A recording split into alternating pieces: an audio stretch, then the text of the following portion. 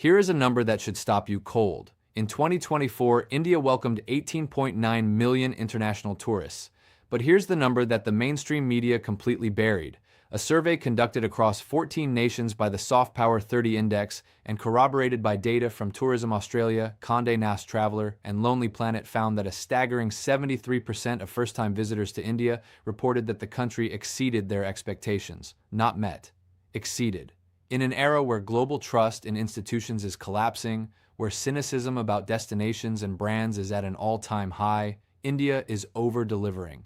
And the question no strategist, no economist, no policy architect in Washington, Brussels, or Beijing has adequately answered is this. Why? Today we are going to answer that question with precision. Because hidden inside the answer are the structural signals that explain not just why foreigners love India, but why the world is strategically realigning itself around this civilization state. This is the Strategic Intelligence Report. Let's go. Thing number 1. The civilizational depth, history, you can touch.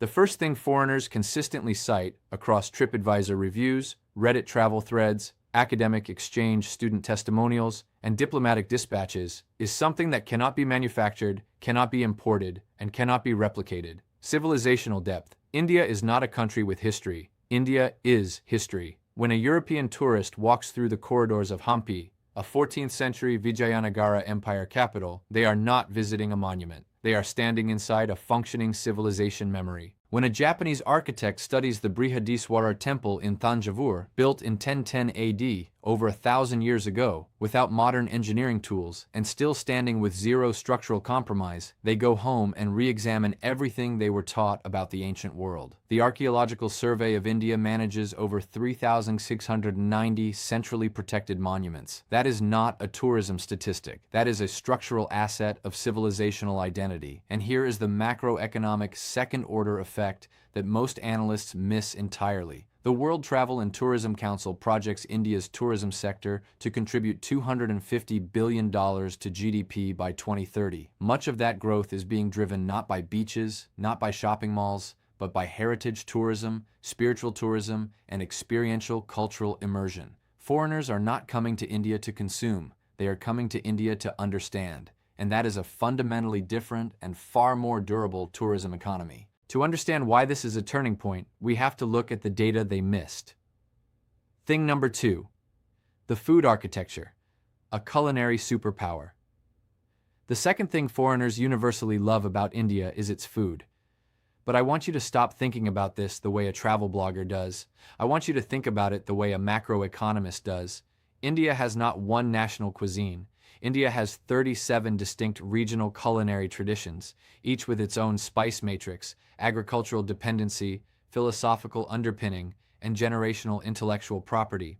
A German food scientist who visited Kerala's backwaters told the Oxford Symposium on Food and Cookery that Indian cuisine represents the most sophisticated intersection of biochemistry, botany, and cultural philosophy in any culinary tradition on earth. When foreigners eat in India, especially first-timers, the recurring testimony is shock, not at the spice, at the complexity, at the fact that a street-side dosa in Chennai is the product of a fermentation process that food scientists in Zurich and Tokyo are still reverse engineering, at the fact that turmeric, mocked by Western media for decades, is now a $3.5 billion global wellness industry that India essentially seeded. The Indian food and beverage export market crossed $10 billion in 2023-24, and the global Indian restaurant industry operating across 195 countries is valued conservatively at $45 billion.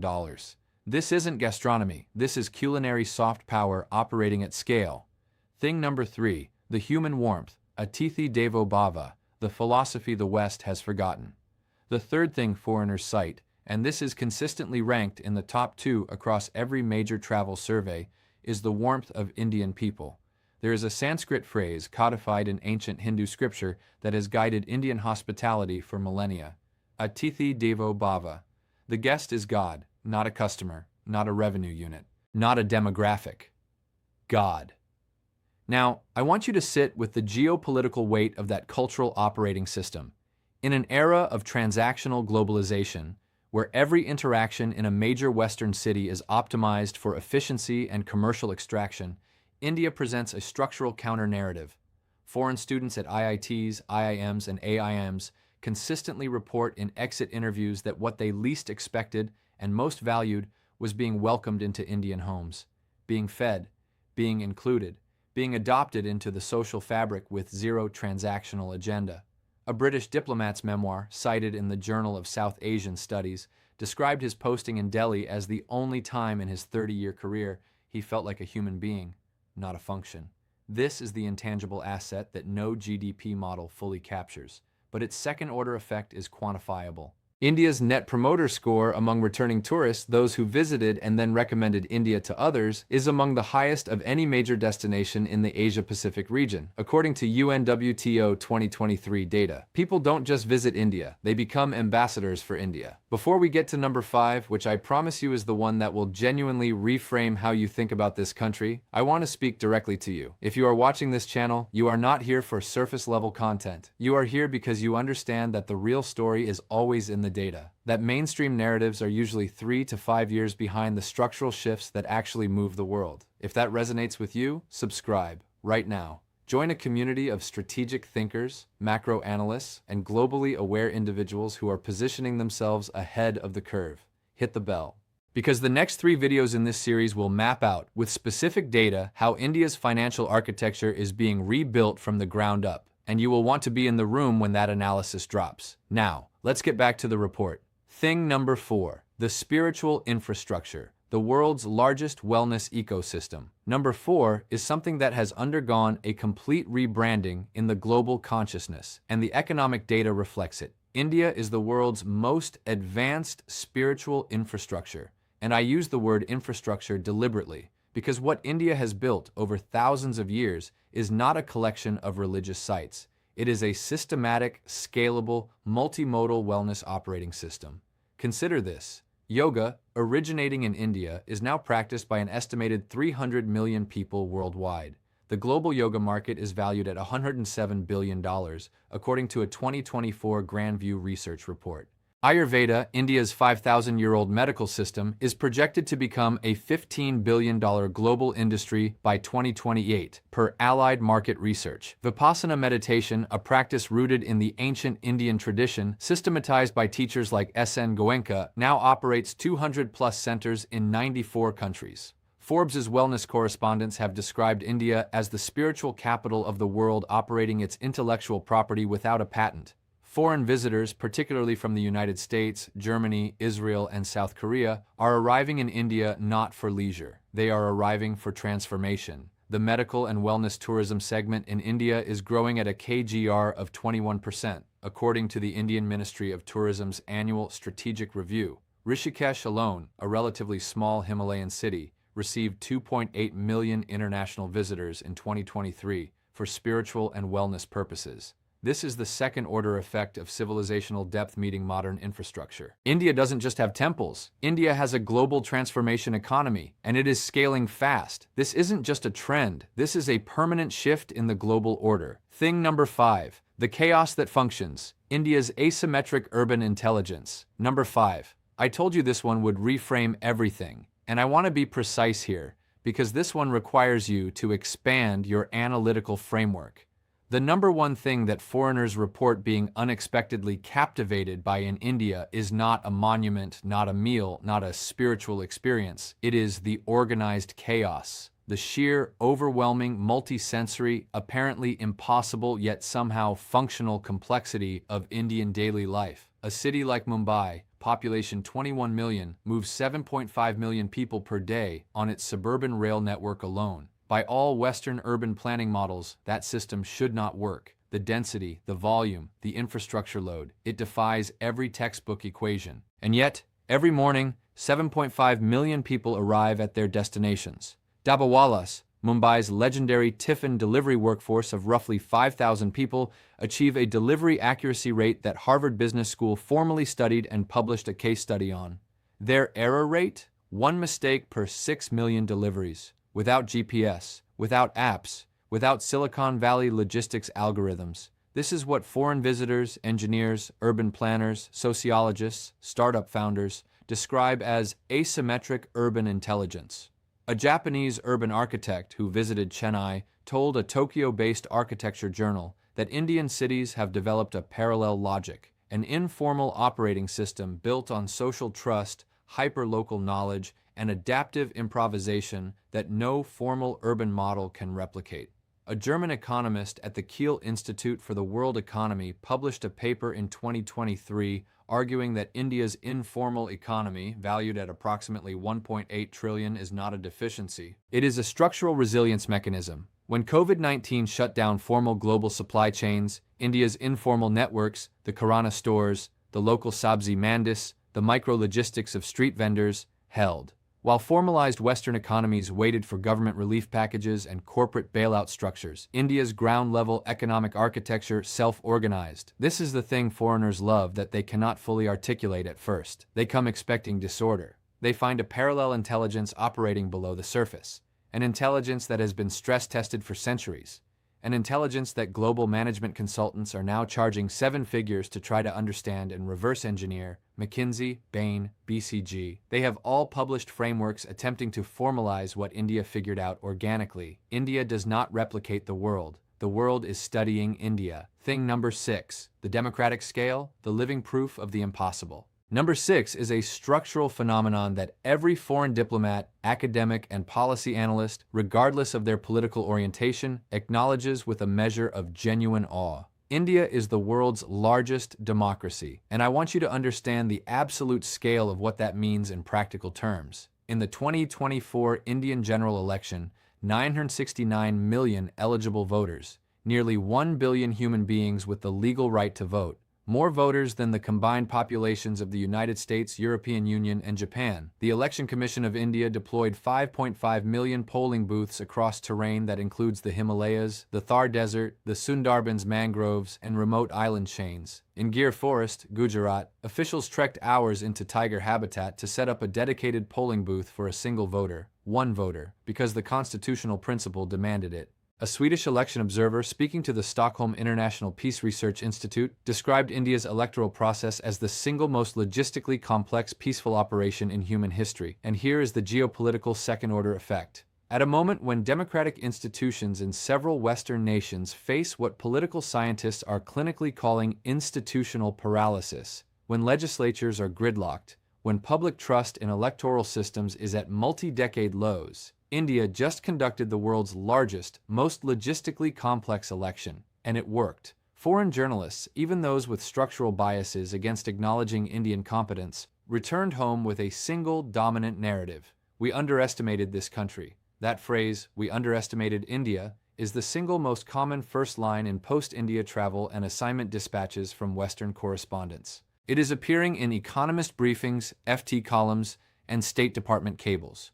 And if you are a strategic analyst, you know that the moment a major power begins to be consistently underestimated by its peers, that is the precise inflection point before a structural realignment. We are at that inflection point, right now. To understand why this is a turning point, we have to look at the data they missed. Thing number 7, the innovation paradox, the world's most frugal genius engine. Number 7. And this is the one that, from a pure macroeconomic strategy perspective, is the most consequential item on this entire list. The 7th thing foreigners love about India, particularly tech entrepreneurs, venture capitalists, innovation researchers, and corporate executives, is what economists formally call Jugaad innovation, or what MIT's Media Lab researchers have described as frugal engineering at scale. India has developed the world's most sophisticated ecosystem for solving massive problems with minimal resources. Let me give you the data that makes this undeniable. UPI, the Unified Payments Interface, built by India's National Payments Corporation, today processes over 14 billion transactions per month. That is more digital payment transactions than Visa and MasterCard combined process globally in several comparable periods. It was built for a fraction of the cost. It works on basic smartphones. It works for a street-side chai vendor in Patna. It works for a corporate treasury in Mumbai. One system, universal access, zero discrimination by income. The World Bank has cited India's Jam Trinity, Jan Dhan bank accounts, Aadhaar biometric ID, and mobile connectivity as the most successful financial inclusion architecture in the history of development economics. 500 million people brought into the formal financial system in under a decade. The IMF called it an achievement without historical precedent in the speed of financial inclusion. Foreign tech executives from Silicon Valley, from Shenzhen, from Seoul, arrive in India and find themselves in the presence of a country that has done something philosophically unusual. It has used technology as democratization rather than technology as stratification. In most high-tech economies, advanced digital infrastructure widens inequality. The sophisticated systems serve the sophisticated classes. In India, by deliberate structural design, the most advanced payment system in the world is used daily by vegetable sellers and billion-dollar hedge funds with identical ease. A Danish fintech founder, writing in the MIT Technology Review, described visiting India's digital public infrastructure ecosystem and saying he came to teach and left knowing he had years of relearning ahead of him. India is not catching up to the world. In specific critical domains of digital infrastructure and frugal innovation, India has lapped the world, and the global investment community is beginning to register this. India attracted $70.95 billion in foreign direct investment in 2023-24. The IMF's World Economic Outlook projects India to be the world's third largest economy by 2027. Goldman Sachs' long-range forecast sees India as the world's second largest economy by 2075, but many structural analysts believe that timeline is conservative. So let us draw the strategic synthesis. 7 things that foreigners love about India. Civilizational depth that reframes human history. Culinary architecture that is intellectual property. The world is still reverse engineering. Human warmth encoded in a philosophical operating system 3,000 years old. Spiritual infrastructure that has built the world's most valuable wellness economy. Asymmetric urban intelligence that functions beyond the limits of Western urban planning theory. Democratic scale that is the living proof of what was once called impossible. And frugal innovation that is not catching up to the world. It is redefining the standard. Now here is the meta insight. Each of these 7 things is not independent. They are connected nodes in a single civilizational operating system, a system that took 5,000 years to build, a system that has survived the Mughal period, the colonial extraction of the British Empire, during which, according to economist Utsa Patnaik's peer-reviewed work, India was drained of approximately $45 trillion in wealth, a system that survived partition, one of the largest forced human migrations in recorded history, and still emerged in 2024 as the world's fastest-growing major economy at a GDP growth rate of 8.2%, the highest among any G20 nation in 2023-24. This is not a growth story. This is a structural inevitability. The world does not love India because India is new. The world loves India because India is ancient and modern simultaneously, because it carries the weight of civilization in one hand and a UPI QR code in the other, because it can debate Vedantic philosophy in the morning and ship pharmaceutical generics that supply 60% of the world's vaccines by afternoon. India is not rising. India is returning. And the foreigners who visit, who live here, who partner here, they feel it, not as an abstraction, as a lived, physical, undeniable reality. Which brings me to the strategic question I want to leave you with today. As India's macroeconomic dominance becomes the defining geopolitical story of the next 30 years, as the global leadership pivot accelerates, as the institutions of the old order face their own institutional paralysis, where are you positioned? Are you watching this transition as a spectator, or are you studying it as a strategist? Because the individuals, the businesses, the nations that understand this shift now and align themselves with it structurally will be on the right side of the most significant economic reordering since the Industrial Revolution. The question is not whether India rises. The question is whether you are ready when it does. Drop your answer in the comments. I want to know, what is your strategic response to India's emergence? Are you investing, relocating, studying, building? Tell me below. And if you want the next layer of this analysis, the specific roadmap of India's financial and technological dominance, the trade corridors, the demographic data, the infrastructure timelines, and the investment theses, the next video is already waiting for you. Click it now.